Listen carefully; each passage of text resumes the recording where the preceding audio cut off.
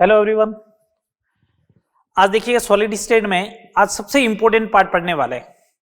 मतलब ये मान के चलो, अगर मेरे को क्वेश्चन बोलूं कि सॉलिड स्टेट में से क्वेश्चन कहां से आएगा, तो मैं ये बोलता हूं या तो एनालिसिस ऑफ क्यूबिक सिस्टम से आता है या फिर जो क्वेश्चन आता है वो डिफेक्ट से आता है।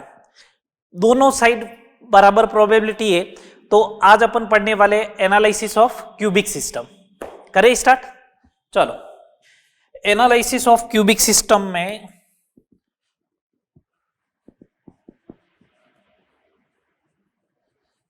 क्योंकि अपन को पढ़ना क्यूबिक सिस्टम ही है, पढ़ना अपन को क्यूबिक सिस्टम ही है। ठीक है, चलो आइए एनालिसिस ऑफ क्यूबिक सिस्टम में बात करते हैं। पहला नंबर पॉइंट, क्यूबिक सिस्टम में ए बी और सी बराबर होते हैं, अल्फा बीटा और गामा भी बराबर होते हैं और कितने होते हैं 90 डिग्री। सही बात, ये पहला पॉइंट है क्यूबिक सिस्टम का। Second number point, cubic system में जो यूनिट सेल होती है इकाई कोष्टिका वो 3 होती है। कौन कौन सी? प्रिमिटिव मतलब साधारण, body centre and face centred. साधारण, गण्य इकाई कोष्टिका, body centred cubic unit cell को अपन बोलते हैं काय केंद्रित,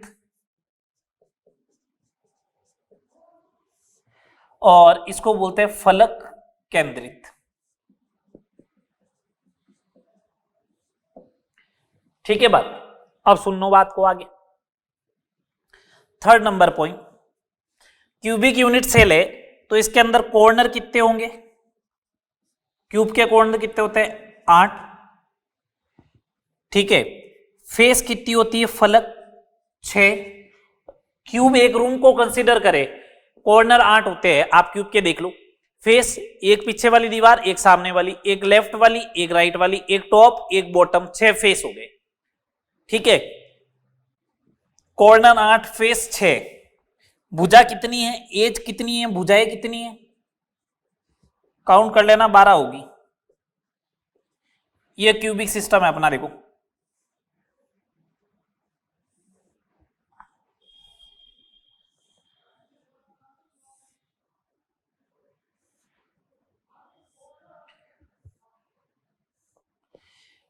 एक दो तीन चार हो गई, 4 भुजा।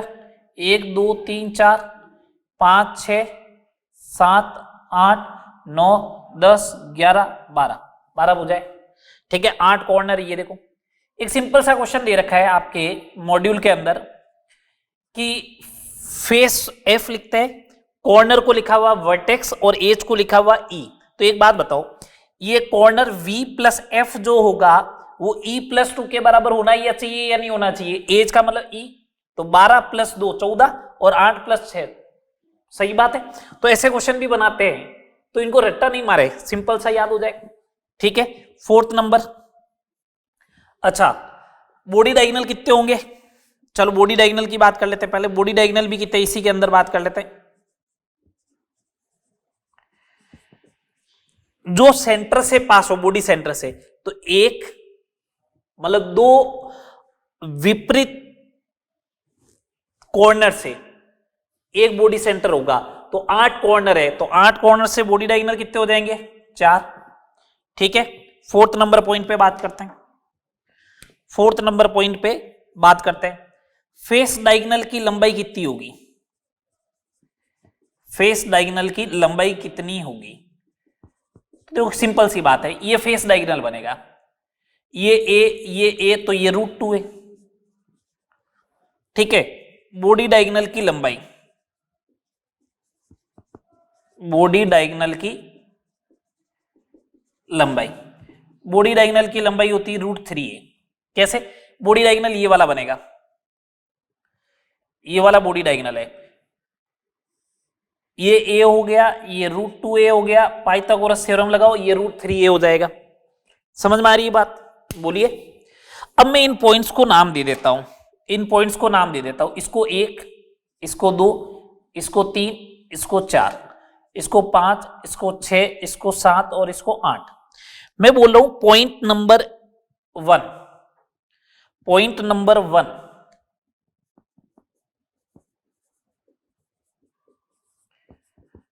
से अन्य बिंदुओं की दूरियां कितनी होगी, अन्य पॉइंट्स की डिस्टेंस कितनी होगी, दूरियां कितनी होगी, वो अपन देखते हैं। ठीक है, तो मैंने कहा सुनो 3 डिस्टेंस आएगी, दो कौन कौन सी। एक तो डिस्टेंस आएगी ए डिस्टेंस पे कौन सा पार्टिकल है, 2, 3 और 5 वाला। मैं कह रहा हूं एक आएगी √2a मतलब फेस डायगोनल, तो 7 वाला होगा, 4 वाला होगा और 6 वाला होगा, 4, 6 और 7। एक आएगी √3a, वो होगा 8 नंबर पॉइंट, √3a पे 8 नंबर वाला पॉइंट। किसी को कोई डाउट है तो बोलिएगा। तो पॉइंट 1 से अन्य पॉइंट की डिस्टेंस हो जाएगी a √2a और √3a। बोलो ठीक है। अब सुनना बात को ढंग से। 6 नंबर पॉइंट, 6 नंबर पॉइंट पे आते हैं। 6 नंबर पॉइंट ये है, किसी पॉइंट से, ये आपको याद रखने, ऑफलाइन होती तो आपको बिल्कुल अच्छे से समझाते। किसी पॉइंट से ए दूरी पर बिंदुओं की संख्या, पॉइंट्स की संख्या, ए डिस्टेंस बोलो या फिर a/2 बोलो, एक ही बात है ना। सुनना बात को, मैंने ये एक पर्टिकुलर पॉइंट लिया ये वाला, इससे बोलो ए पॉइंट पे कितने डिस्टेंस होंगे, तो एक ये वाला, 2 और एक 3। ये नीचे की डायरेक्शन में तो एक ऊपर के डायरेक्शन में भी होगा ऐसे, ये एक राइट में है तो एक ऐसा लेफ्ट में भी होगा, एक ऐसा आ रखा है तो एक ऐसे भी होगा। बोलो कितने पॉइंट हो गए, 6। कितने पॉइंट आए, 6 आए। मैं बोल रहा हूं कि √2a डिस्टेंस पे या फिर a/√2 डिस्टेंस पे, मतलब डिवाइड बाई 2 करना है, तो √2a डिस्टेंस पे कितने पॉइंट होंगे, तो वो होंगे 12। कितने पॉइंट होंगे, 12। और √3a पे या फिर √3a/2 डिस्टेंस पे पॉइंट की संख्या कितनी हो जाएगी, 8। इनको ध्यान रखना है आपको। ठीक है, अभी के लिए ध्यान रखना है कि किसी पॉइंट से a दूरी पर पॉइंट की संख्या 6 होगी, √2a या a/√2 पर 12 होगी, √3a या √3a/2 पे कितनी होगी, 8 होगी। बोलो कोई दिक्कत, बताओ। चले आगे। अब अपन बात करते हैं एलिमेंट्स ऑफ सिमेट्री की। अब अपन बात करते हैं एलिमेंट्स ऑफ सिमेट्री। करें स्टार्ट एलिमेंट्स ऑफ सिमेट्री। चले एलिमेंट्स ऑफ सिमेट्री की बात करते हैं। सममिति के तत्व क्या होते हैं, क्यूबिक सिस्टम में बात करनी।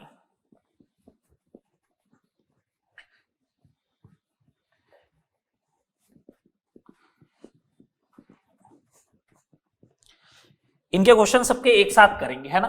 पहले एनालिसिस ऑफ क्यूबिक सिस्टम करके फिर इनके प्रॉब्लम देखेंगे।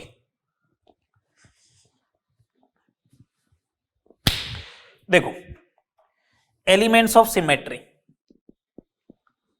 सममिति के तत्व।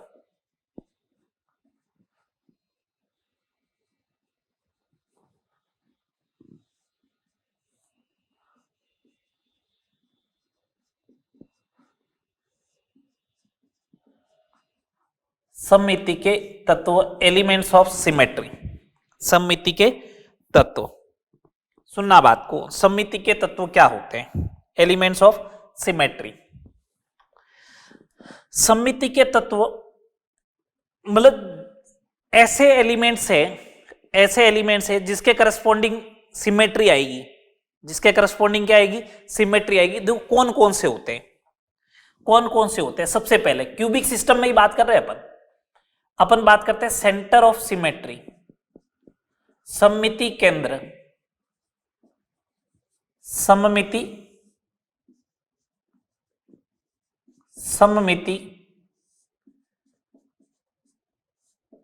केंद्र, सेंटर ऑफ सिमेट्री।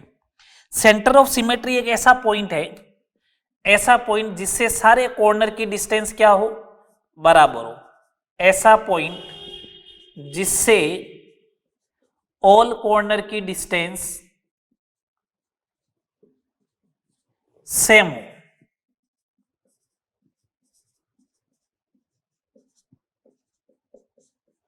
जैसे ये अगर आपने एक क्यूबिक सिस्टम बनाया तो एक बॉडी सेंटर जो होता है वो एक ऐसा पॉइंट होता है, बॉडी सेंटर एक ऐसा पॉइंट होता है,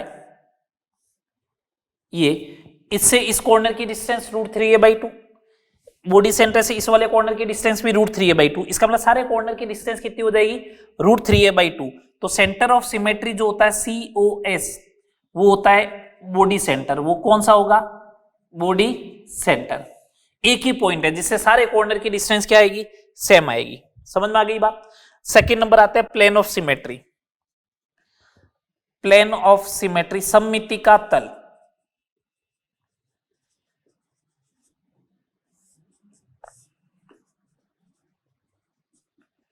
सममिति का तल, plane of symmetry. Plane of symmetry क्या होती है? एक ऐसा प्लेन जो क्यूबिक सिस्टम को दो बराबर पार्ट में डिवाइड कर दे, ऐसा प्लेन जो दो बराबर पार्ट में डिवाइड कर दे। दो होते हैं, एक तो होते हैं रेक्टेंगल, एक होता है डायगोनल। ये रेक्टेंगल और डायगोनल का मतलब क्या देखना, रेक्टेंगल प्लेन जो होते हैं ना वो कौन से होंगे और डायगोनल प्लेन कौन से होंगे। ये क्यूबिक सिस्टम हुआ, देखना रेक्टेंगल प्लेन कौन सा बनेगा, रेक्टेंगल प्लेन ये होगा इसका,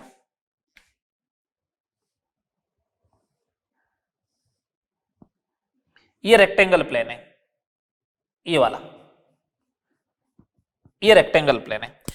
जैसे अगर कोई भी अगर अपन क्यूबिक सिस्टम ले, कोई भी अगर अपन क्यूबिक सिस्टम ले तो उसके अंदर तीन रेक्टेंगल प्लेन होते हैं, उसके अंदर क्या होता है तीन रेक्टेंगल प्लेन। जैसे अगर ये मैं मोबाइल ले रहा हूं, सुनना बात को, अगर मैं इसको क्यूबिक सिस्टम मान लूं तो रेक्टेंगल प्लेन कैसे होगा, एक तो ऐसे, दूसरा ऐसे, है ना, और तीसरा क्या ऐसे स्लाइस कर जाए, पहला दूसरा और तीसरा स्लाइस, तीन रेक्टेंगल प्लेन बनेंगे।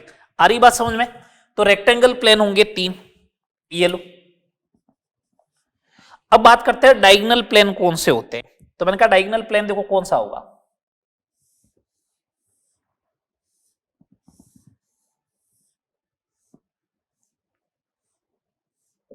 डायगोनल प्लेन होता है कि दो विपरीत भुजा केंद्र, ये देखो ये लो, ये बन जाएगा। दो विपरीत भुजाएं होनी चाहिए, क्या होनी चाहिए, दो विपरीत भुजाएं होनी चाहिए, ये लो। टोटल भुजाएं कितनी होती है 12, तो दो से बन रहा है एक डायगोनल प्लेन बनेगा, तो 12 से कितने बनेंगे 6, तो 3 + 6 = 9। तो 9 क्या होंगे, प्लेन ऑफ सिमेट्री होगी। दो विपरीत भुजाओं से एक डायगोनल प्लेन बनता है, तो 12 भुजाएं, तो उससे कितने बनेंगे 6। समझ में आ रही है बात। थर्ड नंबर अपन बात करते हैं, थर्ड नंबर अपन बात करते हैं एक्सिस ऑफ सिमेट्री, सममिति अक्ष। एक्सिस ऑफ सिमेट्री सममिति अक्ष। सममिति अक्ष क्या होती है, सममिति अक्ष एक ऐसी लाइन होती है, एक ऐसी लाइन है जिसके अनुदिश क्यूबिक सिस्टम को घुमाने पर, एक ऐसी लाइन जिसके अनुदिश क्यूबिक सिस्टम को घुमाने पर वो एक जैसी संरचना प्राप्त होती है, एक जैसी संरचना प्राप्त होती है, तो उसे अपन बोलते हैं एक्सिस ऑफ सिमेट्री। ठीक है बात, दो समझो, समझना बात। कौन कौन सी होती है इसके अंदर, पहली two fold axis of symmetry, two fold axis of symmetry. Two fold axis of symmetry क्या होती है, सुनना बात को आराम से। Two fold axis of symmetry जो होती है कि इसका मतलब एक कंप्लीट रोटेशन करवाओगे, एक कंप्लीट रोटेशन कराओगे तो दो बार संरचना एक जैसी आएगी। इसका मतलब 180 डिग्री पर क्या होगा, एक जैसी संरचना मिलेगी। ठीक है ना। Two fold axis of symmetry होती कौन सी, वो देखिए, विपरीत भुजा केंद्रों को, विपरीत भुजा केंद्रों को जोड़ने वाली रेखा है, ये जोड़ने वाली रेखा, ये होती है क्या, two fold axis of symmetry.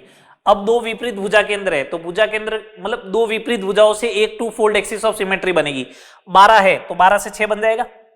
तो number of two fold axis of symmetry, number of two fold axis of symmetry कितनी बन जाएगी? 6 जोड़े बन जाएंगे 12 भुजाओं से।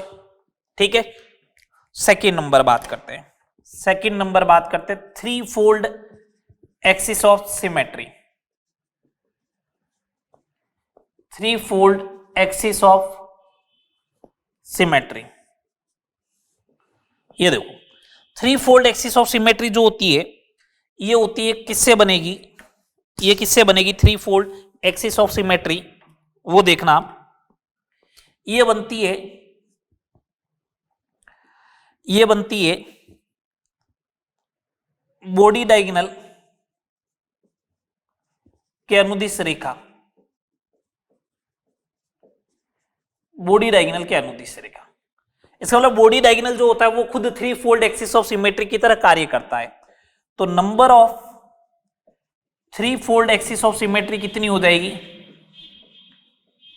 Number of three fold axis of symmetry कितनी हो जाएगी? 4। ठीक है, थर्ड नंबर बात करते हैं अपन four fold axis of symmetry. इनकी न्यूमेरिकल में मैं क्वेश्चन दूंगा उस समय ऐसा बोलूंगा थ्री फोल्ड फोर फोल्ड, तो उस समय ध्यान रखना है। फोर फोल्ड का मतलब एक रोटेशन कराओगे तो 4 बार संरचना एक जैसी आएगी। ठीक है, ये कौन सी होती है? विपरीत फलक केंद्रों को, विपरीत फलक केंद्रों को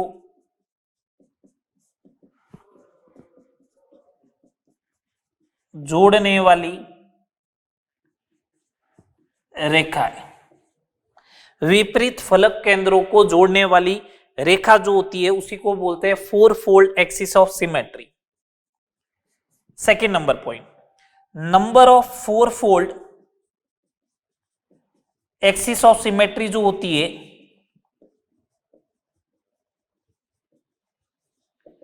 देखो 6 फलक केंद्र होते हैं तो 2 से बनती है 1, तो 6 से बन जाएगी 3।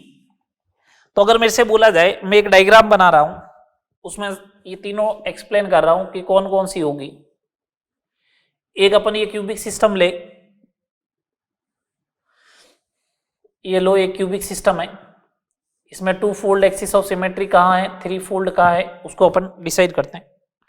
टू फोल्ड तो ये होती है अपोजिट भुजा के अंदर है, ये एक भुजा हो गई, ये दूसरी भुजा हो गई, ये C2 है टू फोल्ड। थ्री फोल्ड जो होगी वो बॉडी डायगोनल, ये रहा बॉडी डायगोनल, ये C3। C4 है अपोजिट फेस सेंटर वाली, ये हो जाएगी। चाहे C2 हो, चाहे C3 हो, चाहे C4 हो, ये तीनों जो होती है वो बॉडी सेंटर से पास होती है। इस बात का ध्यान रखिए, देखो बॉडी सेंटर से पास हुई है सारी। ठीक है, तो अगर मेरे से पूछे number of axis of symmetry कितनी होगी, total number of axis of symmetry कितनी होगी, तो मैं बोलूंगा सबसे पहले 6 थी, उसके बाद 4 और लास्ट में 3, टोटल हो गई 13। ठीक है, मेरे से अगर ऐसा पूछ ले total elements of symmetry, total elements of symmetry in cubic system, वो कितने होंगे? Total elements of symmetry in cubic system, पहला 1, फिर 9, फिर 13, total elements of symmetry in cubic system कितने हो जाएंगे? 23 हो जाएंगे। कितने हो जाएंगे? 23 हो जाएंगे। आ रही बात समझ में? Total elements of symmetry in cubic system कितने हो जाएंगे? 23 हो जाएंगे। ठीक है बात। मैं एक सिंपल सा क्वेश्चन दे रहा हूं, अगर आपसे पूछ ले ट्राइक्लिनिक क्रिस्टल में सिमेट्री के कुल कितने एलिमेंट्स हैं, तो आप बोलोगे आपने पढ़ाया तो क्यूबिक है, आप पूछ रहे हो ट्राई क्लिनिक। मैंने कहा देखो क्यूबिक जो होता है ना उसमें एबीसी भी बराबर है, अल्फा बीटा गामा भी बराबर है और 90 है। लेकिन ट्राई क्लिनिक में ना तो एबीसी बराबर है ना अल्फा बीटा गामा बराबर है, तो इसमें कभी एलिमेंट्री आएगी नहीं, तो एलिमेंट्स ऑफ सिमेट्री आएगी नहीं, तो इसके अंदर एलिमेंट्स ऑफ सिमेट्री होंगे 0। मैं ओवरऑल बात करूं तो क्यूबिक सिस्टम जो है वो मोस्ट सिमेट्रिकल है, मोस्ट सिमेट्रिकल है, सबसे ज्यादा सममित है, कल वाले लेक्चर के अकॉर्डिंग अपन को मालूम चल रहा है। और ट्राई क्लिनिक जो है वो मोस्ट अनसिमेट्रिकल है, मोस्ट अनसिमेट्रिकल है। ठीक है बात, ये बात आपको ध्यान रखनी। चले आगे, बोलिए। चलो नेक्स्ट बात करते हैं।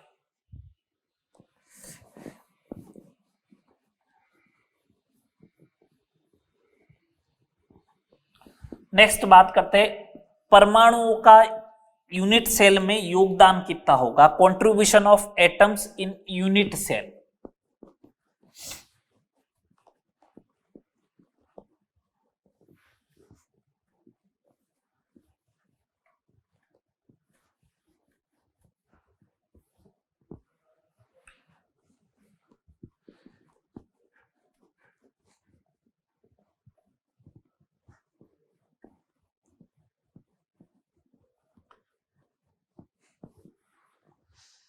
ठीक है, देखना नेक्स्ट देखिए कंट्रीब्यूशन ऑफ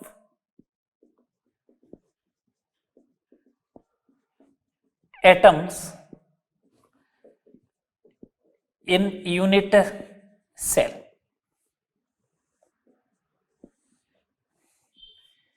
इकाई कोष्टिका में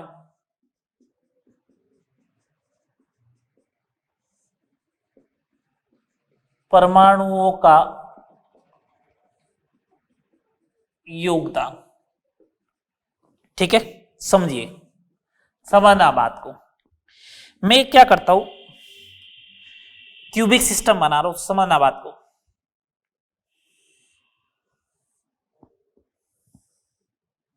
क्यूबिक सिस्टम ऐसे ही बनता है, एक स्क्वायर बनाओ और उसके जस्ट पीछे एक स्क्वायर और बनाओ और फिर दोनों स्क्वायर को आपस में क्या कर दो, ज्वाइन कर दो।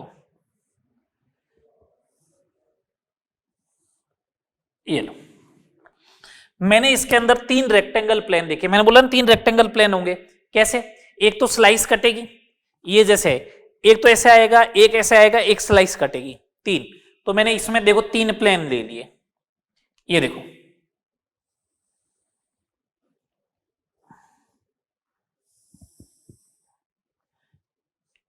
ये 3 रेक्टेंगल प्लेन है।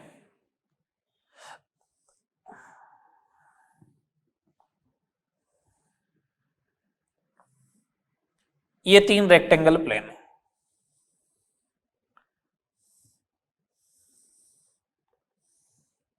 ये 3 रेक्टेंगल प्लेन हो जाएंगे।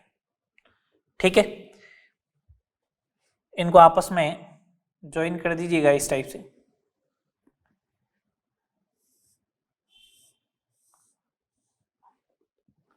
ये इस टाइप से। ठीक है, 3 रेक्टेंगल प्लेन बन गए। अब देखना 8 क्यूब बनेंगे। देखना कैसे, तो कभी भी एक रूम एक क्यूब के बारे में नहीं सोचे, 8 क्यूब। देखो क्यूब कैसे बना रहा हूं मैं, देखना ये मैं इस टाइप से लाइन चला रहा हूं। क्यूब कैसे बनता है,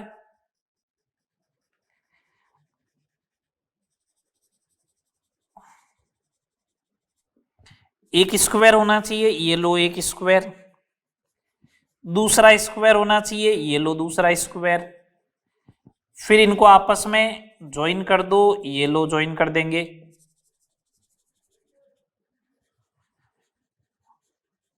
ये ज्वाइन कर दिया, ये ज्वाइन कर दिया, इधर से इसको ज्वाइन कर दिया, ये लो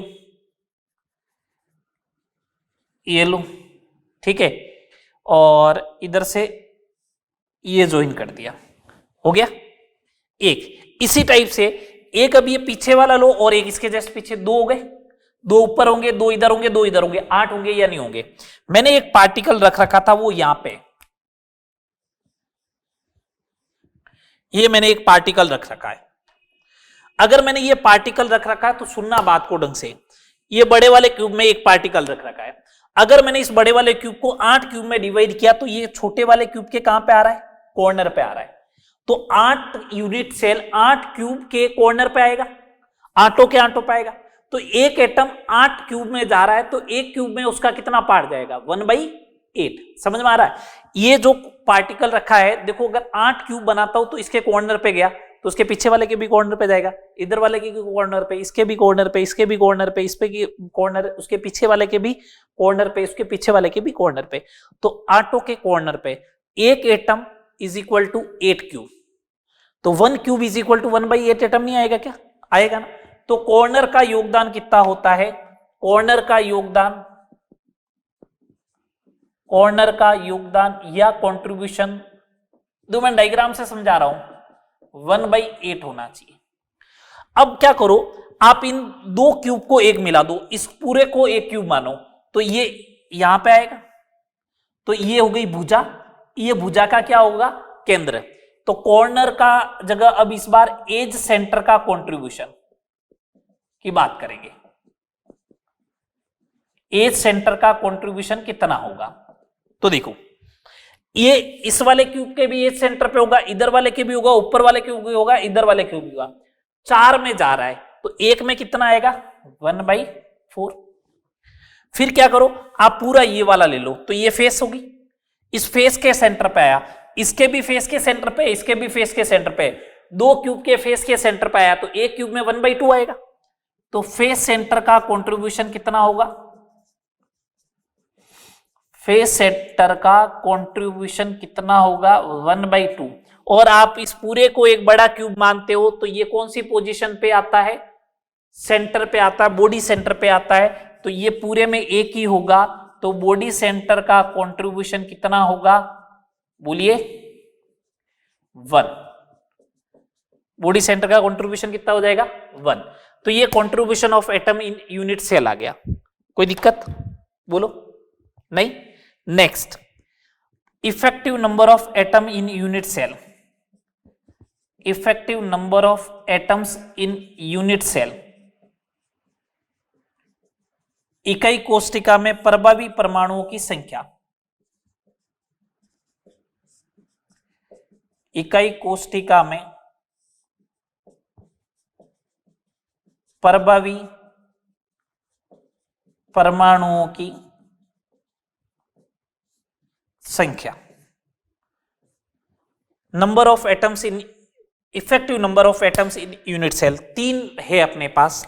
सबसे पहला सिंपल क्यूबिक यूनिट सेल। चलो मैं एक आपको जनरल आइडिया देता हूं। जेड इफेक्टिव का एक फॉर्मूला लिखता हूं, समझना बात को। Z effective is equal to number of corner divide by 8, क्यों कॉर्नर का कंट्रीब्यूशन कितना होता है, 1/8, plus number of face center divide by 2, plus number of body center divide by 1, plus number of edge center divide by 4। ये एक general formula हो गया, ठीक है, ये एक जनरलाइज फॉर्मूला हो गया। अब अपन बात करते हैं फर्स्ट नंबर पे सिंपल क्यूबिक यूनिट सेल की। सिंपल क्यूबिक यूनिट सेल मतलब साधारण घन्य इकाई कोष्टिका। सिंपल, मैं बार बार डायग्राम नहीं बनाऊंगा। सिंपल क्यूबिक में एटम कहां पे होते हैं, कॉर्नर पे होते हैं, तो जेड इफेक्टिव ओनली 4 कॉर्नर पे होते हैं। कॉर्नर कितने, 8 डिवाइड बाई 8 कितना आ गया, 1। ये लो, ठीक है। बार बार डायग्राम कौन बनाएगा। सेकंड नंबर, बॉडी सेंटर्ड काय केंद्रित body centred cubic unit cell. Body centered का देखो बी का, इसे बीसीसी यूनिट सेल भी बोलेंगे, ठीक है। इसमें अगर जेड इफेक्टिव कैलकुलेट करना है आपको, तो Z effective is equal to corner पे 8 डिवाइड बाई 1/8, बॉडी सेंटर पे 1 divide by 1 is equal to 2। Third number, face centered face centered cubic unit cell, ठीक है, फलक केंद्रित, जिसे अपन एफसीसी भी बोलते हैं। तो face centered cubic unit cell के अंदर जेड इफेक्टिव जो होगा वो कॉर्नर पे तो होगा, तो कॉर्नर डिवाइड बाई 1/8 प्लस कहां पे, फेस सेंटर। फेस सेंटर कितने होते हैं, नंबर 6 डिवाइड बाई 2 कितना आ गया बोलो, 4। कितना आ गया, 4।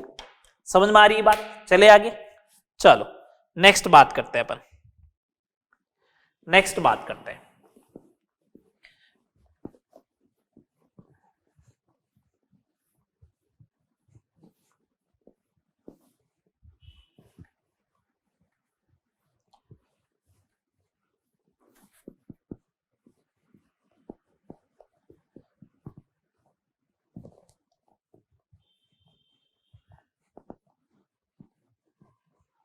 नेक्स्ट देखिए,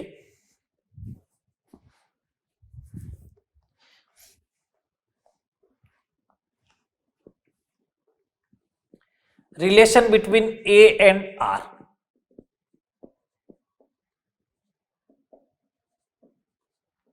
relation between A and R, A और आर में संबंध क्या होगा? यहां पे ए क्या है, यहां पे ए क्या है, A is equal to edge length, भुजा की लंबाई, और आर क्या है, रेडियस ऑफ एटम, गोलाकार मानेंगे अपन एटम्स को, तो रेडियस ऑफ एटम। एक बात सुनना, कोई भी दो एटम टच करते हैं ना, ये बात ध्यान रखना, कोई भी दो एटम टच करते हैं तो उनके बीच की दूरी न्यूनतम होनी चाहिए। तो इनके मध्य दूरी न्यूनतम, और वो किसके बराबर होगी, दूरी न्यूनतम होगी, और वो किसके बराबर होगी, वो होगी 2r के बराबर। किसके बराबर होगी, 2r। जो भी मिनिमम डिस्टेंस आए उसको 2r के बराबर करना। क्यों, दो एटम अगर आपस में टच करेंगे तो देखो इनके बीच की दूरी कितनी होगी, 2r होगी, या नहीं होगी, r और r 2r। ठीक है, अब आपको तो ये पता करना कौन से एटम टच कर रहे हैं। ठीक है, मैं एक डायग्राम बना के रख देता हूं क्यूबिक सिस्टम का, फिर आप चेक करते रहना। भाई जो दूरी न्यूनतम होगी वहीं पे तो एटम टच करेगा।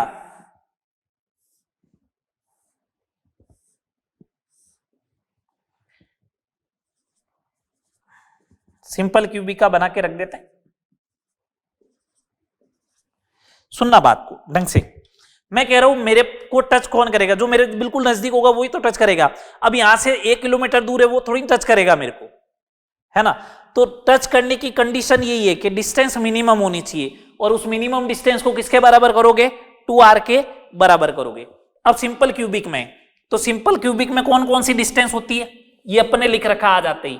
कौन कौन सी डिस्टेंस लिखवाई थी, a, √2a और √3a, ये 3 डिस्टेंस होती है। ये सिंपल क्यूबिक की बात है, ये सिंपल क्यूबिक की बात है, ये 3 डिस्टेंस होती है। तो मिनिमम कौन सी डिस्टेंस है, ए वाली डिस्टेंस है। इसका मतलब टच करेगा तो ए डिस्टेंस पे करेगा, ए डिस्टेंस पे करेगा तो सिंपल क्यूबिक के अंदर, सिंपल सा लिख देते हैं, इन सिंपल क्यूबिक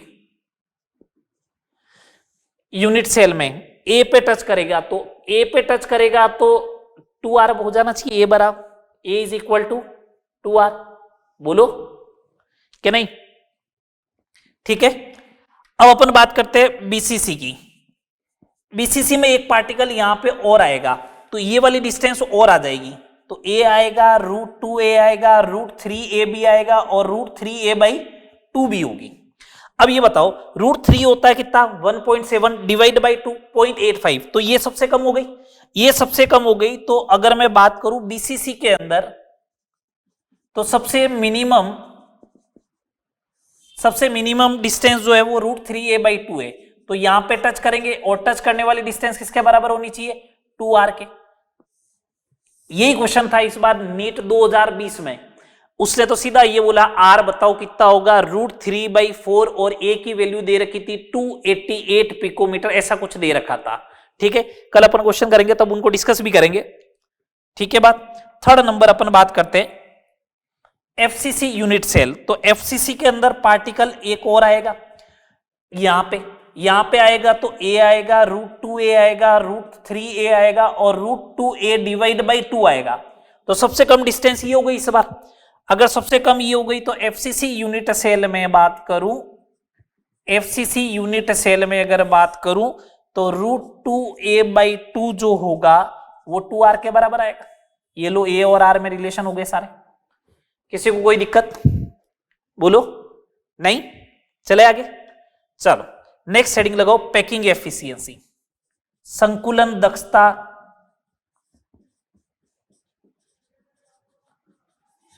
पैकिंग एफिशिएंसी, संकुलन दक्षता।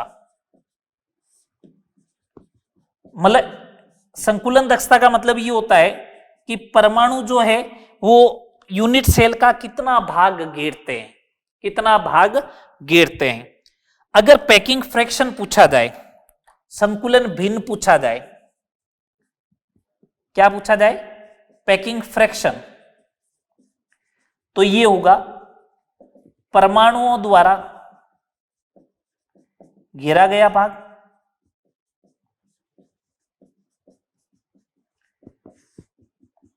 अपॉन इकाई कोष्टिका का आयतन, ये। और अगर आपको ये पूछे कि पैकिंग एफिशिएंसी परसेंटेज में कितनी होगी तो 100 से मल्टीप्लाई कर देना, ठीक है। अब परमाणु द्वारा घेरा गया भाग कितना होता है, पैकिंग फ्रैक्शन की बात करते हैं, PF, number of atom Z effective into एक एटम का वॉल्यूम होता है 4/3 pi are cube upon volume कितना होता है यूनिट सेल का, क्यूबिक यूनिट सेल है तो ए क्यूब हो जाएगा। तो पैकिंग फ्रैक्शन हो जाएगा Z effective into 4/3 pi are cube divide by a cube. बोलो सही है बात? ये हो जाएगा। अब अपन तो क्या करते हैं, 3 केस ले लेता हूं मैं सिंपल से, simple cubic, simple cubic, simple cubic का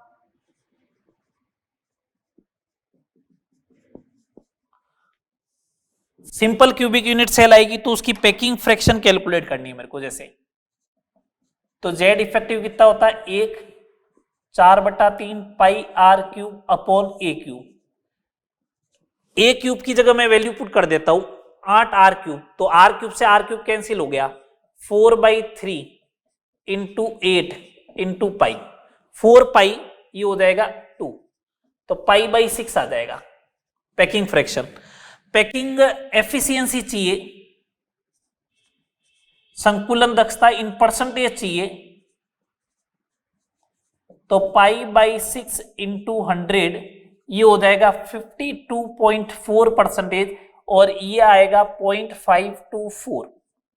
ये पैकिंग एफिशिएंसी आ गई। तो मेरे से अगर पूछे परसेंटेज वॉइड कितनी है, खाली जगह कितनी है, वैकेंट स्पेस, तो मैं बोलूंगा अप्रोक्सीमेट 47.6%।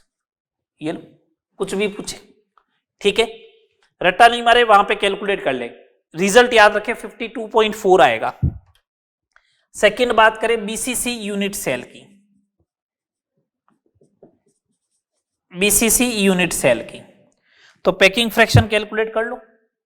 बीसीसी में कितना होता है, 2 4/3 pi are cube upon A cube. A की वैल्यू लेके आ जाओ भैया, है ना, ए की वैल्यू हो जाएगी 4/√3, तो ये 8/3 तो है ही है, पाई आर क्यूब है ही है, ए क्यूब करूंगा तो ए क्यूब हो जाएगा 4 का क्यूब 64 आर क्यूब और 3√3, तो 3 से 3 कैंसिल हो जाएगा, ये हो जाएगा 8, तो ये आएगा पाई√3 डिवाइड बाई 8, ये होता है 0.68। तो पैकिंग एफिशिएंसी इन परसेंटेज बात करोगे तो 68%, और परसेंटेज वॉइड की बात करोगे तो आएगा 32% नियरली, ठीक है। अब बात करें एफसीसी यूनिट सेल की, इसकी बात करें एफसीसी यूनिट सेल की, तो एफसीसी यूनिट सेल की अगर अपन बात करें तो इसकी पैकिंग फ्रैक्शन जो आएगा जेड है 4 into 4/3 pi are cube upon A cube. A cube की जगह मैं लिखूंगा 64 आर क्यूब, ठीक है, और 2√2 का अगर सॉरी √2 का क्यूब होगा 2√2, ये होगा ना 2√2, ये लो 2√2, आर क्यूब से आर क्यूब कैंसिल हो गया, 16 32, तो ये हो जाएगा आपके पास पाई/3 इंटू 2 और √2 ऊपर बचा हुआ है, इसको सॉल्व करोगे तो 0.74 आ जाएगा। देख लेना आप एक बार, गलती नहीं हो गई है ना। पैकिंग एफिशिएंसी परसेंटेज वाइज बात करोगे तो 74%, परसेंटेज वॉइड की अगर अपन बात करेंगे तो वो आ जाएगा 26%। ठीक है बात, चले आगे बात करते हैं।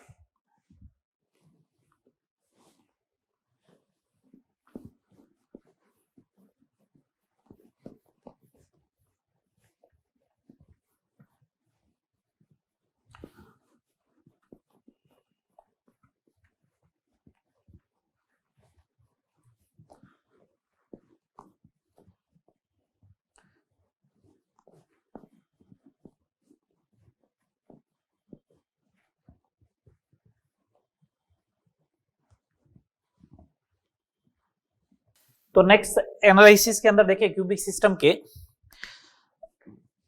अब अपन बात करें तो बात करते हैं डिस्टेंस ऑफ क्लोजेस्ट अप्रोच। देखो कभी कभार ये भी पूछ लेता है ना, सिंपल सा टॉपिक है, डिस्टेंस ऑफ क्लोजेस्ट अप्रोच, निकटतम पहुंच की दूरी कितनी होगी।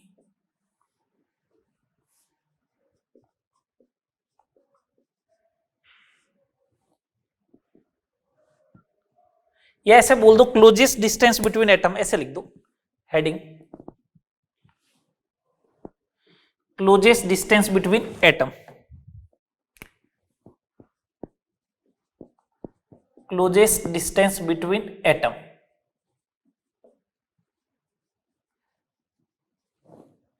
निकटतम दूरी परमाणुओं के बीच की, परमाणु के बीच की निकटतम दूरी, तो इसको स्मॉल या कैपिटल डी से लिखूंगा, है ना, कैपिटल डी से लिख देता, डेंसिटी को स्मॉल डी से लिखेंगे। सुनना बात को, परमाणु के बीच की निकटतम दूरी तो तभी होगी जब परमाणु एक दूसरे को टच करे, और टच करने की कंडीशन क्या बोली मैंने, 2r, तो वो 2r ही चाहिए आपको। तो ये d किसके बराबर है, 2r के बराबर है। ये d किसके बराबर है, परमाणु के बीच की निकटतम दूरी तो तब होगी जब वो एक दूसरे को टच करे, एक दूसरे को टच करे, और टच करे तो उनके बीच की दूरी कितनी होती है, 2r। बस अपन को तो 2r is equal to D है, तो 2r की जगह वैल्यू पुट कर दो हर बार। अगर सिंपल क्यूबिक है, अगर सिंपल क्यूबिक यूनिट सेल है तो उसमें मालूम है ना 2r किसके बराबर होता था, a के बराबर, तो d is equal to a। इसका मतलब क्लोजेस्ट डिस्टेंस बिटवीन एटम जो होगा वो सिंपल क्यूबिक में a के बराबर होगा। बीसीसी यूनिट सेल में बात करें, बीसीसी यूनिट सेल में अगर बात करें तो अपन को मालूम है, बीसीसी यूनिट सेल में अगर बात करें तो 2r जो था वो √3a/2 के बराबर था, तो d इज इक्वल टू हो जाएगा √3a/2। ठीक है बात। और एफसीसी यूनिट सेल में अगर मैं बात करूं तो कैपिटल D जो होगा वो होगा a/√2 या फिर √2a/2, ये हो जाएगा। ये तीन डिस्टेंस आ गई। ठीक है, बोलो। चले नेक्स्ट पॉइंट पे बात करते हैं, नेक्स्ट पॉइंट पे बात करते हैं।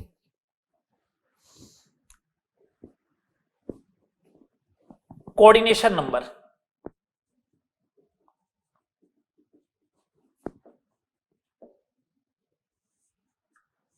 कोऑर्डिनेशन नंबर, समन्वय संख्या,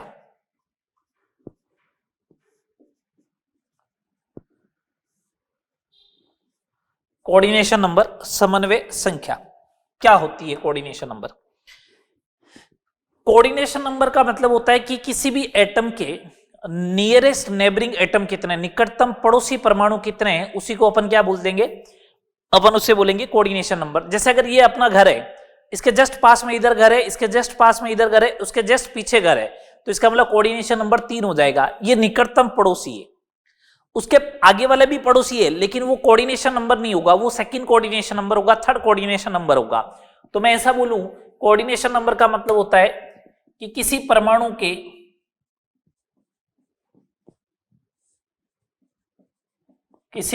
के निकटतम पड़ोसी परमाणुओं की संख्या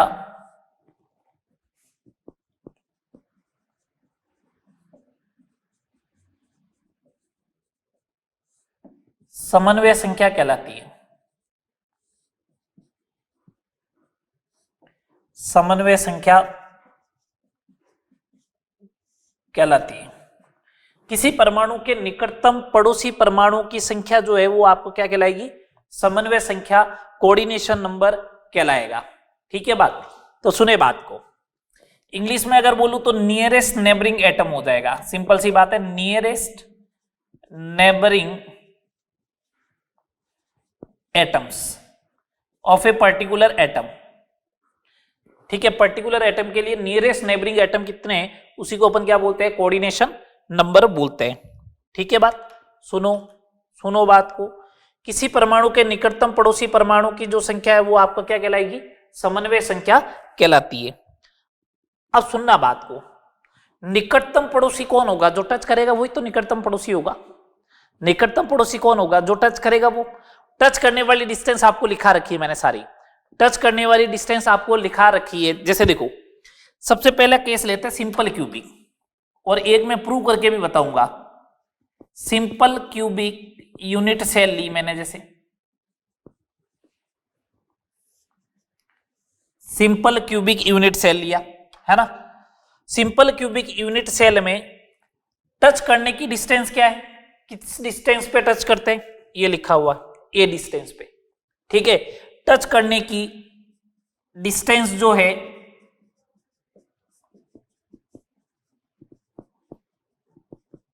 ए है।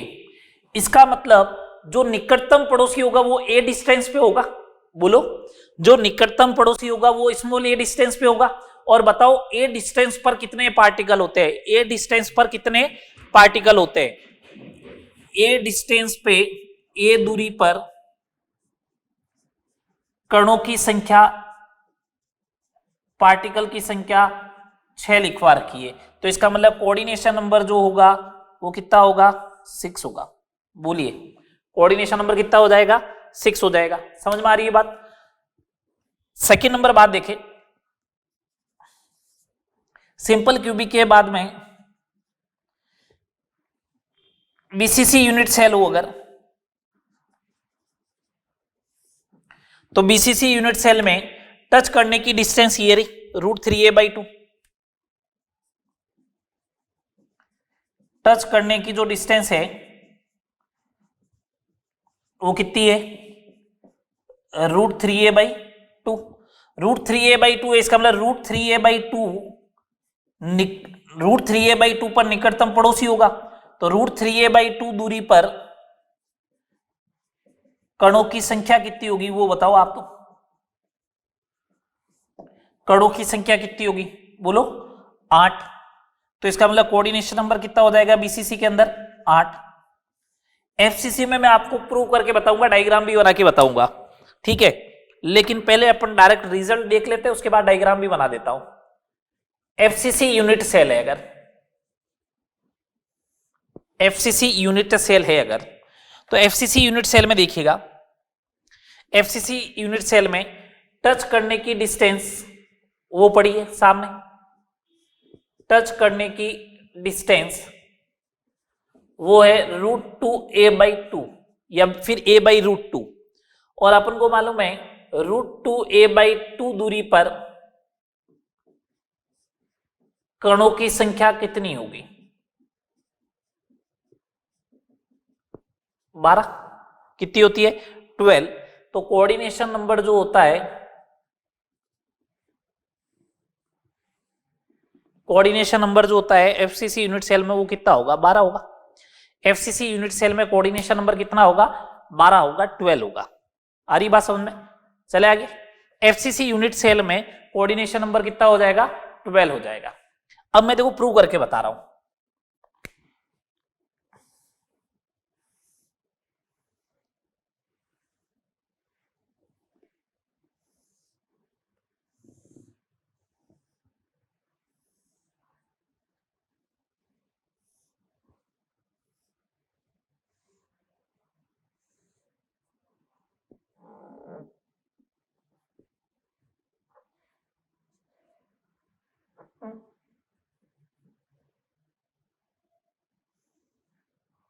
ये हो गया एक यूनिट सेल।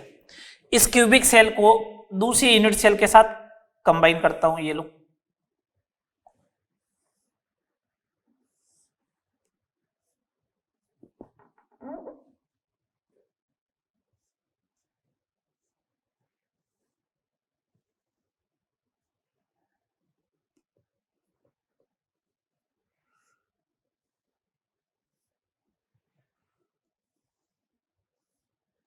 ये इस टाइप से ये दो यूनिट सेल को मैंने आपस में कंबाइन कर दी। एफसीसी अगर है तो एफसीसी अंदर है तो ये फेस सेंटर हो गया, ये कॉर्नर के पार्टिकल हो गए, ये वापस फेस सेंटर हो गया, ये फेस सेंटर हो गया, ये फेस सेंटर हो गया, ये फेस सेंटर हो गया, ये फेस सेंटर हो गया, इधर ये फेस सेंटर हो गया, ये फेस सेंटर हो गया, ये फेस सेंटर हो गया, ये फेस सेंटर हो गया, ये फेस सेंटर हो गया, है ना।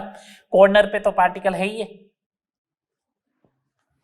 ठीक है, कॉर्नर पे तो पार्टिकल है ही है। ये अपन ने दो रूम को कंबाइन किया। तो सुनना बात को, मैं इस वाले की बात कर रहा हूं, इस वाले की बात कर रहा हूं।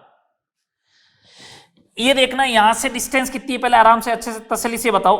ये पूरा जो बनेगा वो फेस डायगोनल बनेगा, तो ये डिस्टेंस बनेगी अपने कितनी, पूरी होती है √2a, तो √2a डिवाइड बाई 2 होगी, इसका मतलब a बाई √2 डिस्टेंस होगी, इस कॉर्नर की होगी a बाई √2। तो एक सिंपल सी बात है, ये a बाई √2 है तो ये भी a बाई √2 होगी, ये भी a बाई √2 होगी, ये भी a बाई √2 होगी, इसका मतलब चारों कॉर्नर को टच करेगा। ये लो, ये टच है, ये टच है, ये टच है और ये टच है, चार जो बराबर डिस्टेंस पे होगा वो तो टच करेगा ही ना। मैं बोल रहा हूं इधर से मेरे पास a डिस्टेंस पे वो टच कर रहा है, तो अब मेरे से जो a डिस्टेंस पे होगा वो सारे मेरे को टच करेंगे ना। तो यहां से मैं बोल रहा हूं a बाई √2 मिनिमम डिस्टेंस आ रही है, तो ये चारों को टच करेगा। अब सुनना आराम से, मैं ले रहा हूं ये वाला पॉइंट, जैसे ये वाला फेस सेंटर है, ये वाली दीवार का फेस सेंटर है, तो सामने वाली दीवार की डिस्टेंस कितनी होगी a, उसको छोड़ के बाकी कोई भी उठाओ, जैसे ये लिया, ठीक है, तो यहां तक मेरे को पहुंचना है ना, तो यहां तक पहुंचने का एक तरीका है, इस वाले सेंटर से ऐसे जाऊं a बाई 2, फिर वैसे जाऊं a बाई 2, फिर ये पाइथागोरस थ्योरम लगाऊं ऐसे, तो a बाई 2 का स्क्वायर a स्क्वायर बाई 4 प्लस a स्क्वायर बाई 4, तो a स्क्वायर बाई 2 स्क्वायर रूट लूंगा तो a बाई √2 आएगा। इसका मतलब ये वाली डिस्टेंस भी जो होगी वो a बाई √2 होगी। तो बताओ सामने वाले को छोड़ के ये a बाई √2, इधर a बाई √2, ऊपर a बाई √2, नीचे a बाई √2, तो चार फेस सेंटर और टच करेंगे। तो इसका मतलब ये वाला भी टच करेगा, ये वाला भी टच करेगा, ये भी टच करेगा, ये भी टच करेगा, ये टच करेंगे तो फिर तो ये भी टच करेगा। ये लो कितने एटम टच कर रहे हैं, a बाई √2 डिस्टेंस पे 12, देख लो 12 टच कर रहे हैं। आ रही बात समझ में, a बाई √2 पे कितने एटम टच करेंगे, 12 एटम टच करेंगे। बात आ गई समझ में, ये कोऑर्डिनेशन नंबर हो गया। चले आगे, एनालिसिस ऑफ क्यूबिक सिस्टम का last part, density of the unit cell. Density of unit cell, unit cell की डेंसिटी सिंपल सी बात है, अगर आपको डेंसिटी कैलकुलेट करनी है ना, तो डेंसिटी D बराबर क्या होता है यूनिट सेल का, mass of the unit cell, unit cell का द्रव्यमान कितना है, upon volume of the unit cell. Mass of the unit cell कितना है upon volume of the unit cell कितना हो जाएगा, मास कितना होगा, मन का इफेक्टिव नंबर ऑफ एटम कितने मल्टीप्लाई बाई उसका एटॉमिक वेट m। एक बात बताओ, जो आप ये एटॉमिक वेट m लिख रहे हो, ये तो अगर ग्राम में लिख रहे हो, सुनना बात कुड़न से, अगर ये ग्राम में लिख रहे हो तो मोल में भी समझाया था कि अगर सोडियम का अगर आप लिखते हो 23 ग्राम, इसका मतलब उसके अंदर Na एटम है, एक मोल का है, तो मेरे को तो 4 एटम चाहिए, 2 एटम चाहिए या 1 एटम चाहिए, तो एक एटम का वेट कितना आएगा, तो मैं बोलूंगा Na एटम का वेट 23 ग्राम होता है, तो एक एटम का वेट कितना होगा 23 डिवाइड बाई Na, और Z एटम का वेट कितना होगा 23 divide by Na into m, तो यहां पे Na से डिवाइड भी करना है, और ये volume of the unit cell A cube आ गया, ये आएगा ग्राम पर सेंटीमीटर क्यूब में। इस बात का ध्यान रखें, अगर आपने A को किस में रखा है, A इन सेंटीमीटर हो तो D बराबर Z effective into M upon Na into A cube. सबसे अच्छे क्वेश्चन जो बनते हैं वो डेंसिटी के ऊपर बनते हैं, सबसे अच्छे क्वेश्चन। देखो या तो डेंसिटी कैलकुलेट करवाएगा या जेड इफेक्टिव कैलकुलेट करवाएगा, जेड इफेक्टिव की वैल्यू 1 आई, इसका मतलब सिंपल क्यूबिक हो गया, 2 आई तो बॉडी सेंटर हो गया, 3 आई सॉरी 4 आया तो एफसीसी हो जाएगा। एम कैलकुलेट करवा सकता है, ए कैलकुलेट करवा सकता है, ए कैलकुलेट हो गया तो फिर तो आर भी कैलकुलेट करवा सकता है, ए और आर में रिलेशन होता है, ठीक है बात। ये एनालिसिस ऑफ क्यूबिक सिस्टम अपना कंप्लीट। कुछ क्वेश्चंस कर लेते हैं इससे रिलेटेड, आज फॉर्मूले से रिलेटेड क्वेश्चन तो कर ही लेते हैं सिंपल सिंपल से, फिर डेंसिटी वाले और नेक्स्ट लेक्चर में करेंगे अपन।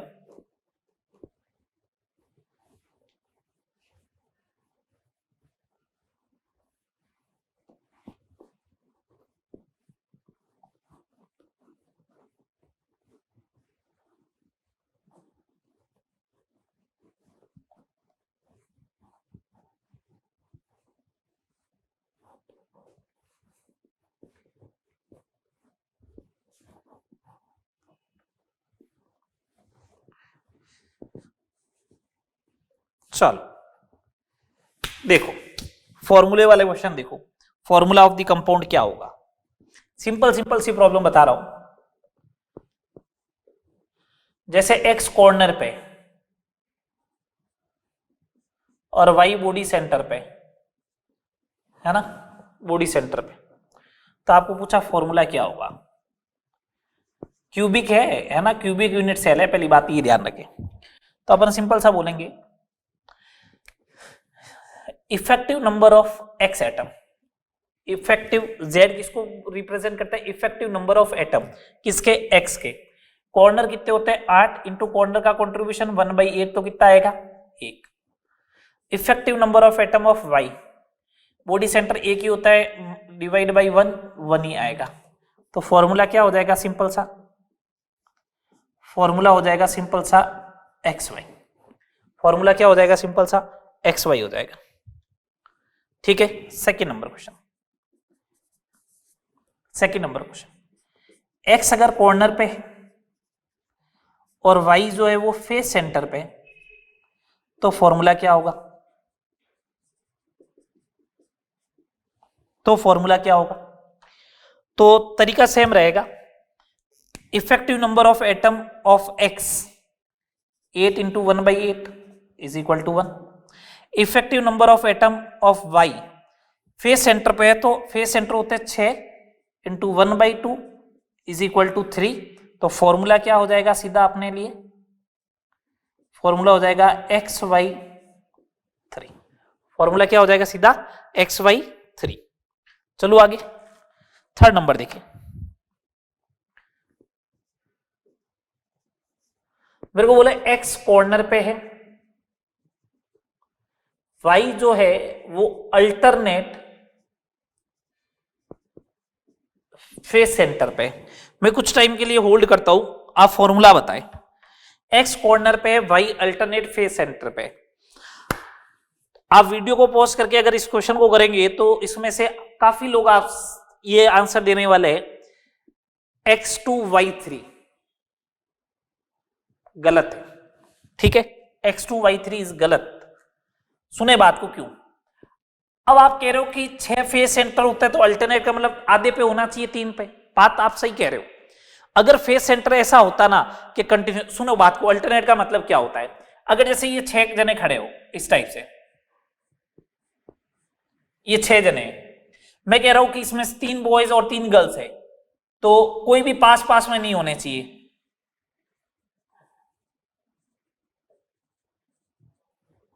इसको अल्टरनेट वेव बोलते हैं। तो ये अल्टरनेट वेव तो तब है ना, ये अल्टरनेट वेव तो तब है जब एक लाइन में हो, तो 6 में से आधी पोजीशन बॉयज ऑक्यूपाई कर लेंगे, आधी पोजीशन गर्ल्स ऑक्यूपाई कर लेंगे। अब अपने पास फेस सेंटर ऐसे थोड़ी ना है, फेस सेंटर तो अपने पास ऐसे है, फेस सेंटर अपने पास ऐसे है।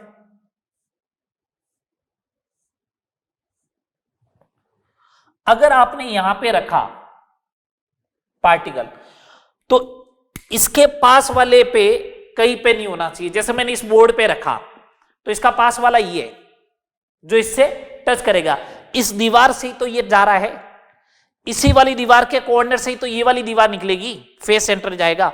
इसके ऊपर से ही तो ये ऊपर वाली दीवार जा रही है, ये नीचे वाला फर्श जा रहा है, तो इन चारों पे नहीं होना चाहिए। इसका मतलब होगा कहां पे? फिर यहां पे है तो फिर सीधा जाके सामने वाली दीवार पे होगा।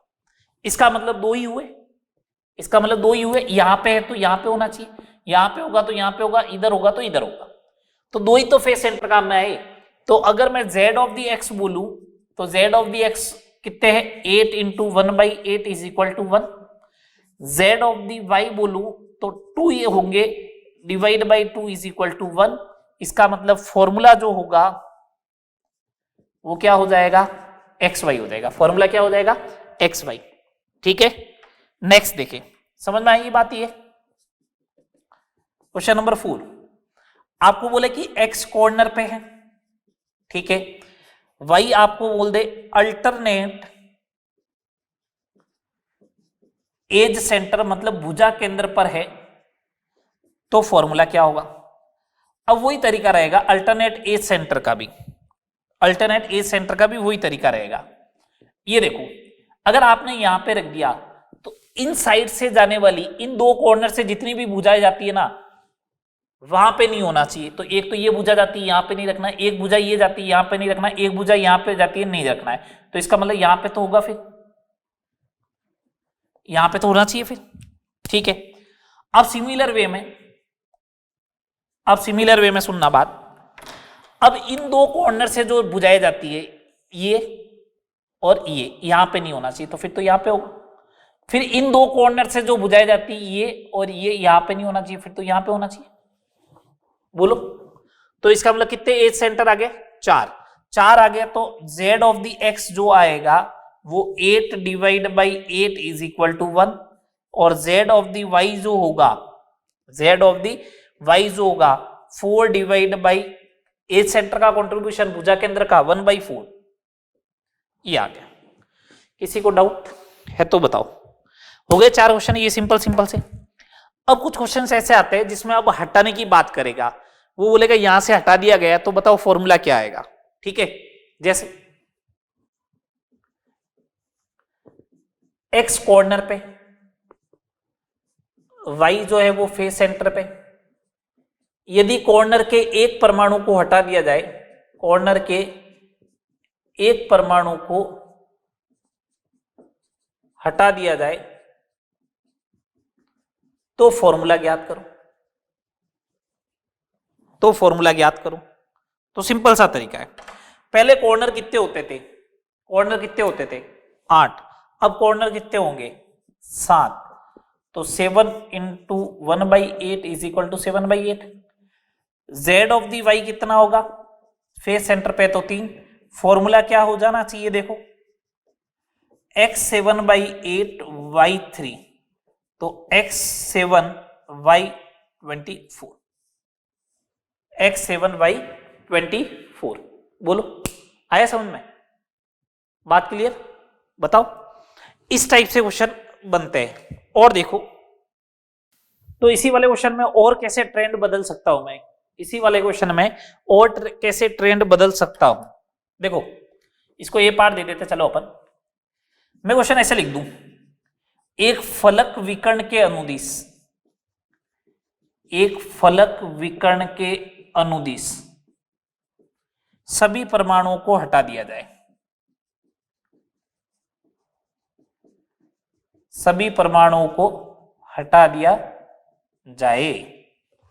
एक फलक विकर्ण के अनुदिश सभी परमाणु को हटा दिया जाए। फलक विकर्ण तो ये वाला है, फिर ये वाला। तो देखो, दो तो कॉर्नर जाएंगे, एक फेस सेंटर भी जाएगा, है ना? दो कॉर्नर जाएंगे, एक फेस सेंटर जाएगा, तो हटने वाले परमाणु लिख दो आप। तो हटने वाले परमाणु कौन से हैं? हटने वाले परमाणु लिख दो कौन से हैं? दो कॉर्नर और एक फेस सेंटर। अब मैंने कहा x कितना होगा? x कॉर्नर है, दो कॉर्नर हट गए तो 6 बच गए पीछे, तो 6/8 ये लो, सही। अच्छा, y एक फेस सेंटर हट गया तो पीछे बच गया 5/2, यही बात हुई। अब आप इसे सॉल्व कर ले, ये हो जाएगा 3/4 हो जाएगा क्या? अच्छा, इसका फॉर्मूला बन जाएगा x3 y 10। एक फलक विकर्ण के अनुदिश सभी परमाणुओं को हटा दिया जाए, ऐसे बोल दे। एक फलक के अनुदिश सभी परमाणुओं को हटा दिया जाए। एक फलक के अनुदिश सभी परमाणुओं को हटा दिया जाए। अब आपसे पूछा फॉर्मूला क्या होगा। एक फलक के अनुदिश सभी परमाणुओं को हटा दिया जाए। ये फलक के अनुदिश सभी परमाणु कौन से? ये। तो देखो एक फलक पे एक तो फेस सेंटर आता है, 4 कॉर्नर आते हैं, ठीक है। 4 कॉर्नर हटेंगे, एक फेस सेंटर हटेगा। तो हटने वाले रिमूविंग एटम कौन कौन से है? हटने वाले या फिर रिमूविंग एटम्स कौन कौन से है? 4 कॉर्नर एंड 1 फेस सेंटर। तो अब x के कितने एटम बच गए? 4 डिवाइड बाई 8, y के 5/2, ये हो जाएगा 1/2। तो फॉर्मूला बन गया xy5, xy5। ओके, ऐसे भी बोल सकता है। इसी का डी पार्ट और देखो, इस क्वेश्चन को ऐसे भी बोल सकता है। एक बॉडी डायगोनल के अनुदिश, एक बॉडी डायगोनल के अनुदिश सभी परमाणुओं को हटा दिया जाए, रिमूव कर दिया जाए, हटा दिया जाए, है ना। बॉडी डायगोनल कौन सा है? ये देखो, सुनना बात को, देखो ये बॉडी डायगोनल है, तो 2 कॉर्नर ही तो जाएंगे, 2 कॉर्नर ही तो जाएंगे। तो रिमूविंग एटम कौन से होंगे बताओ? 2 कॉर्नर। रिमूविंग एटम कौन से होंगे?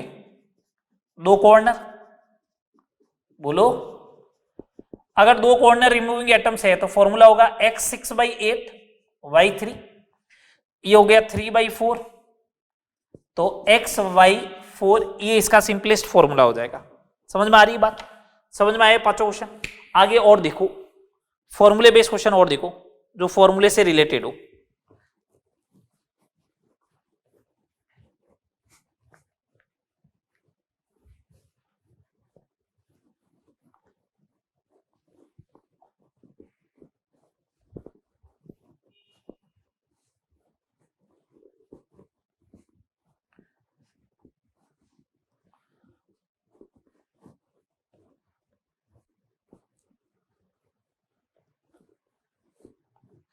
चले नेक्स्ट देखिए,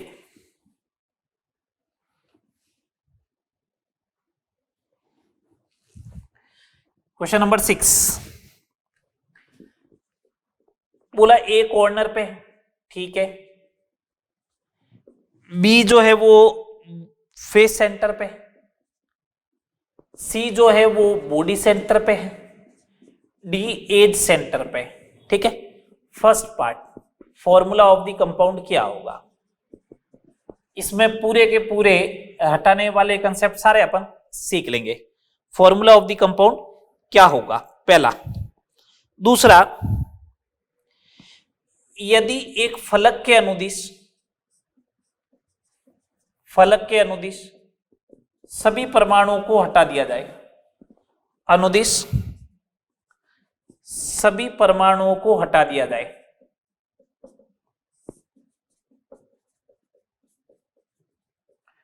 थर्ड पार्ट, सी पार्ट, यदि एक डायगोनल प्लेन, यदि एक डायगोनल प्लेन के अनुदिश सभी परमाणुओं को हटा दिया जाए, ठीक है। अब आपको मालूम ही है, एक C2 का मतलब समझते हो, एक C2, C3 एंड C4 के अनुदिश सभी परमाणुओं को हटा दिया जाए, अनुदिश सभी परमाणुओं को हटा दिया जाए। मैं एक ही क्वेश्चन में सब कुछ करवा देता हूं। और लास्ट पार्ट, एक रेक्टेंगल प्लेन एंड एक C4 के अनुदिश सभी परमाणुओं को हटा दिया जाए। इस क्वेश्चन को जो है वो पहले आप ट्राई करें, इस क्वेश्चन को पहले आप ट्राई करें, उसके बाद जो है वो मैं करवाऊंगा, ठीक है।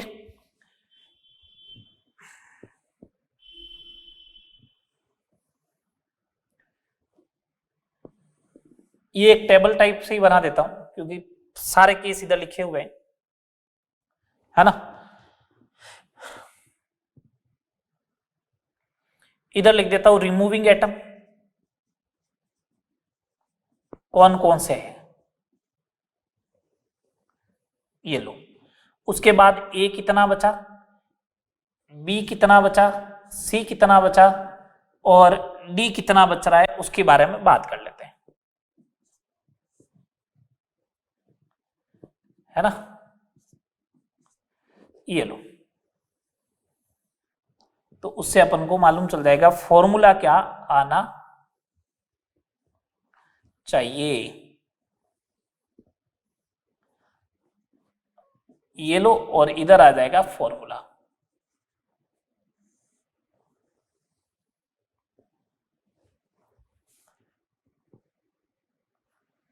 ठीक है, ये लो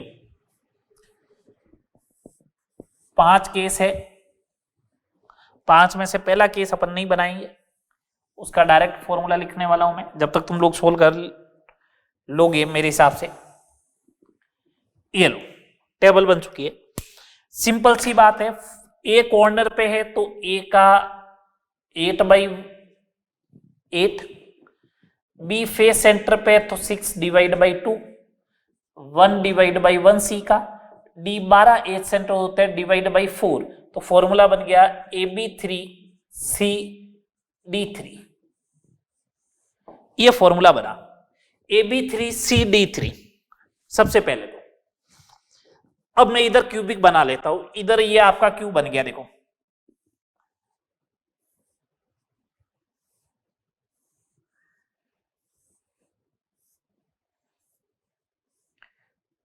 ये लो क्यूब बन गया।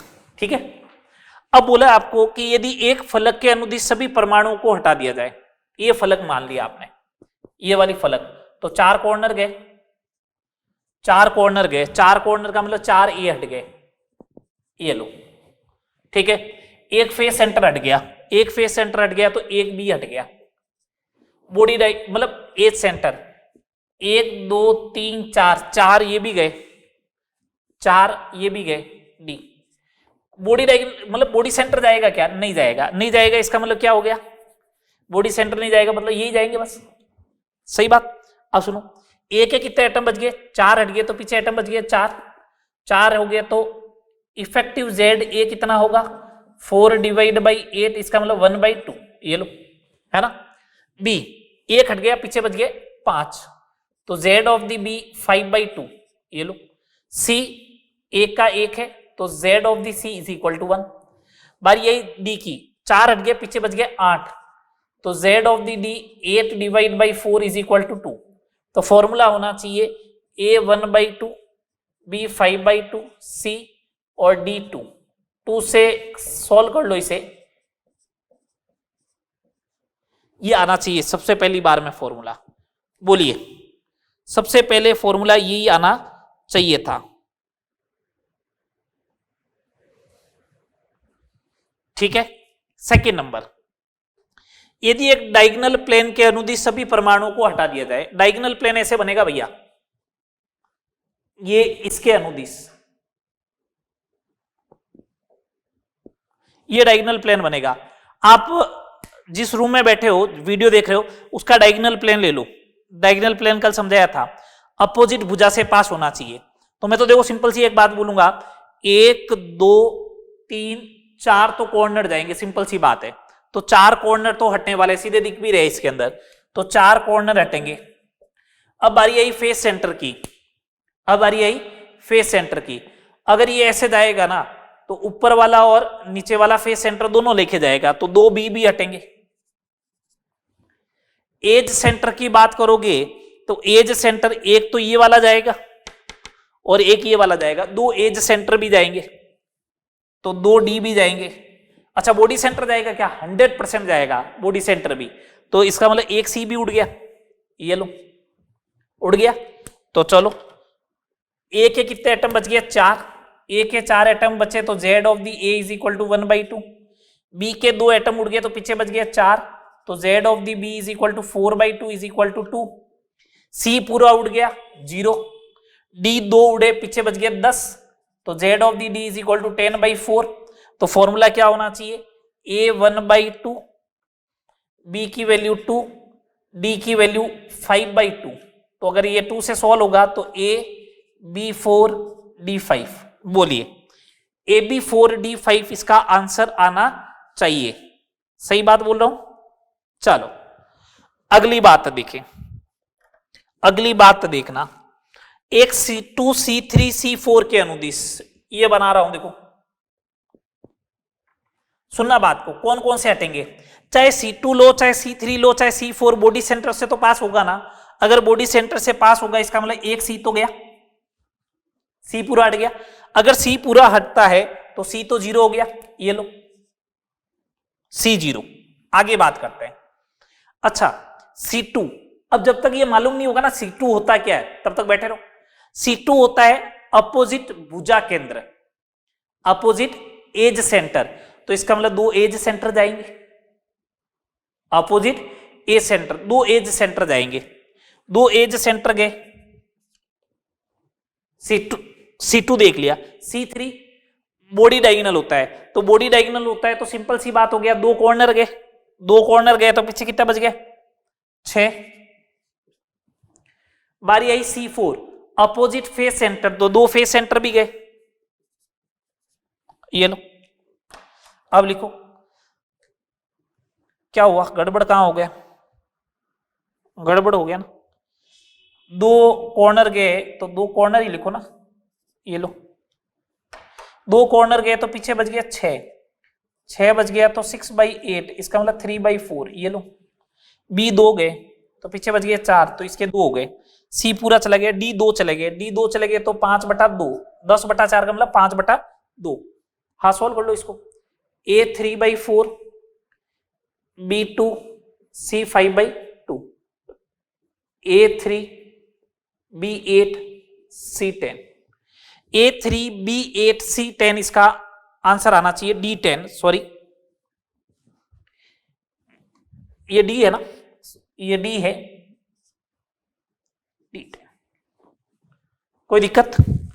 एक रेक्टेंगल प्लेन और एक C4 के अनुदिश सभी परमाणुओं को हटा दिया आपने, एक रेक्टेंगल प्लेन और एक C4 के अनुदिश सभी परमाणुओं को हटा दिया। दो कंडीशन बन सकती है, इसके अंदर 2 कंडीशन बनेगी। मैं पहले ही लाइन खींच लेता हूं। दो रेक्टेंगल प्लेन मान लो अगर आपने ये वाला लिया और C4 यही वाली ले ली, तो रेक्टेंगल प्लेन में ही C4 हो। दो रेक्टेंगल प्लेन तो ये वाला होगा ना, और इसी में C4 ऐसी हो, तो रेक्टेंगल प्लेन के अनुदिश हो गई। रेक्टेंगल प्लेन ये लिया और C4 ये वाली लेकर आए तो परपेंडिकुलर हो जाएगी। आ रही बात समझ में? तो एक तो सेम हो, मैं एक ही बात बोल रहा हूं, रेक्टेंगल प्लेन में ही, रेक्टेंगल प्लेन में ही C4 हो और रेक्टेंगल प्लेन परपेंडिकुलर हो C4 के। अब मैं हटने वाले बोल रहा हूं, C 100% हटेगा बॉडी सेंटर।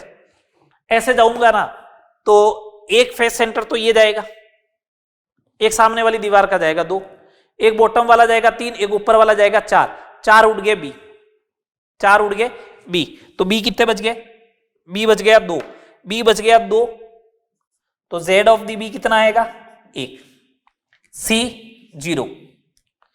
अब जब ऐसे हुआ तो कॉर्नर कोई उड़ा क्या, कॉर्नर एक भी नहीं उड़ा। हाँ मजे वाली बात सुनना, मजे वाली बात सुनना, डी कितने गए, तो मैं बोलूंगा डी 1 2 3 4 गए, डी गए 4, 4 गए तो पीछे बच गए 8, 8 बच गए तो जेड ऑफ दी डी हो गया 2, ये पूरे के पूरे 8 बचे हुए तो जेड ऑफ दी ए हो गया 1। तो अपने पास फॉर्मूला हो जाएगा ए का 1, बी का 1, डी का 2, तो ए बी डी 2 बन गया, ए बी डी 2 बन गया। अच्छा परपेंडिकुलर हो तो ये तो 8 रहेंगे, तो जेड ऑफ दी ए 1। अगर परपेंडिकुलर होगा तो 4 तो फेस सेंटर ऐसे चले गए थे इस रेक्टेंगल प्लेन में, एक ये वाली होगी C4, तो इधर वाला फेस सेंटर और इधर वाला फेस सेंटर भी गया, 6 के 6 उड़ गए, तो ये बच गया 0, ये बच गया 0, ये 8 तो बचेंगे ही बचेंगे, तो जेड ऑफ दी डी 2 आ गया। तो फॉर्मूला क्या बन गया बोलो, ए डी 2। समझ में आई बात या नहीं आई बोलिए, ये अपना सॉलिड स्टेट के अंदर एनालिसिस ऑफ क्यूबिक सिस्टम था। ठीक है, यहां तक करें। मिलते हैं नेक्स्ट लेक्चर में। नेक्स्ट लेक्चर में डेंसिटी से रिलेटेड क्वेश्चंस को डिस्कस करूंगा, 5, 6, 7, 10 क्वेश्चन करवाऊंगा। उसके बाद वॉइड स्टार्ट करेंगे अपन पहले। ठीक है, तो डेंसिटी वाले फॉर्मूले को यहां तक पढ़ा है उसको अच्छे से पढ़ के आए, नेक्स्ट लेक्चर में अपन डिस्कस करेंगे।